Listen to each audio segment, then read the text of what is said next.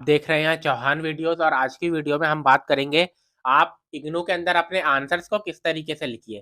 ठीक है, आपके 5 नंबर के, 10 नंबर के, 15 नंबर के, 20 नंबर के जो आंसर्स आपको लिखने होते हैं, उनमें कुछ इंपॉर्टेंट ध्यान पॉइंट्स आप ध्यान में रखिए, जिससे आपको मैक्सिमम मार्क्स उस आंसर के अंदर मिलेंगे। उन पॉइंट्स को आप ध्यान में रख लीजिए और तब आप अगर आंसर लिखेंगे तो आपको जितने मार्क्स आपके पहले आने थे, उससे ज़्यादा मार्क्स आपको आएँगे। आपको इसमें अलग से कुछ पढ़ाई करने की ज़रूरत नहीं है, लेकिन इस तरीके से, इस फॉर्मेट से आपको आंसर लिखना चाहिए या इन बातों का ध्यान रखना चाहिए जब आप आंसर लिख रहे हो। तो इनको अगर आप ध्यान में रखेंगे, तो जो आपने पढ़ा है उसको सही तरीके से आप अपने आंसर में लिख पाएँगे। कौन से वो पॉइंट है, आज की वीडियो में हम इसके ऊपर ही बात करेंगे। अगर आपने अभी तक चैनल को सब्सक्राइब नहीं किया है, तो चैनल को सब्सक्राइब कर दीजिए और लाइक और शेयर इस वीडियो को ज़रूर कीजिए। तो अब सीधा वीडियो की शुरुआत करते हैं। सबसे पहला पॉइंट है, किसी भी आंसर लिखने को ज़रूरी है कि उसका बेस्ट फॉर्मेट क्या है। तो अगर आप कोई भी आंसर लिखना चाहते हैं तो 10 नंबर का है या 20 नंबर का है, आप उसको पॉइंट वाइज़ लिखेंगे तो संभावना है कि आपको उसमें ज़्यादा मार्क्स मिलेंगे, उसके बजाय कि आप एक लंबे 1 या 2 पैराग्राफ लिख दें। ठीक? तो पॉइंट वाइज़ लिखने की कोशिश कीजिए। आपने बुक पढ़ी है, आपने इग्नू की बुक्स को पढ़ा होगा, उसमें कोई भी क्वेश्चन है उसके कुछ इंपॉर्टेंट पॉइंट्स होंगे, आपकी नज़र में होंगे, उनको लिखिए और जो पॉइंट्स हैं आप चाहते हैं कि टीचर उनको देखे, तो आप उसको अंडरलाइन भी कर सकते हैं। अंडरलाइन आप पेंसिल से कीजिए तो ज़्यादा बढ़िया रहेगा। ठीक? तो ऐसा कोई पॉइंट है जो कि आप इम्पोर्टेंट पॉइंट है तो उनको आप अंडरलाइन भी कर सकते हैं और 10 नंबर का क्वेश्चन है तो उसमें 2 पैराग्राफ लिखने की बजाय ज़्यादा अच्छा है कि उसमें 10 पॉइंट्स लिख दीजिए। टीचर को पढ़ने में भी आसानी होगी और आपको उस 10 नंबर के क्वेश्चन में 8 से 9 मार्क्स मिल सकते हैं पॉइंट वाइज़ लिखने पर। इग्नू में क्या होता है कि ज़्यादातर सब्जेक्ट हैं कि उनमें लॉन्ग आंसर्स पूछे जाते हैं, यानी कि आपका जो क्वेश्चन पेपर होगा, आपने प्रीवियस ईयर क्वेश्चन पेपर देखा होगा तो कई सारे सब्जेक्ट ऐसे हैं जिनमें 20-20 नंबर के भी क्वेश्चन पूछे जाते हैं आपसे। तो ये लॉन्ग आंसर्स होते हैं, 10 नंबर के, 15 नंबर के, 20 नंबर के लॉन्ग आंसर्स माने जाते हैं। तो ये लॉन्ग आंसर्स जो होते हैं उनमें वर्ड लिमिट जो होती है वो 500 नंबर तक की होती है, 500 वर्ड्स की होती है, यानी कि 500 वर्ड्स तक आप लिख सकते हैं। ठीक? तो सबसे पहले तो ये है कि 500 वर्ड्स जो है पढ़ना इतना आसान नहीं है। टीचर के लिए भी उसको 1 दिन के अंदर 100 कॉपियाँ चेक करनी होती हैं, तो वो 500 वर्ड का आपका पूरा आंसर नहीं पड़ेगा। इसलिए ज़रूरी है कि शुरुआत की 10 लाइनें और आखिरी की 10 लाइनें आप अच्छी लिखे, जिससे कि टीचर उनको पढ़ के ही आपका समझ ले कि आपने अच्छा आंसर लिखा है और आपको ज़्यादा मार्क्स उसमें मिल पाएँ। उसके बाद वर्ड लिमिट के बारे में बात करें तो वर्ड लिमिट आप क्रॉस कर सकते हैं। आपको 500 नंबर का 500 वर्ड्स का पूछा गया कि 500 वर्ड्स में आप लिखिए इसको, तो आप उसमें 10% एक्स्ट्रा कर सकते हैं, यानी कि 550 560 वर्ड्स तक का लिख सकते हैं। ठीक?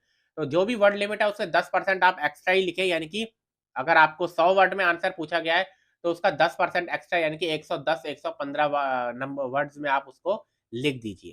तो ये फ़ॉर्मूला है जो कि आपको अपनाना चाहिए। उसके बाद ये है कि हमेशा कहा जाता है कि आंसर जो है अपनी लैंग्वेज में लिखिए। ठीक?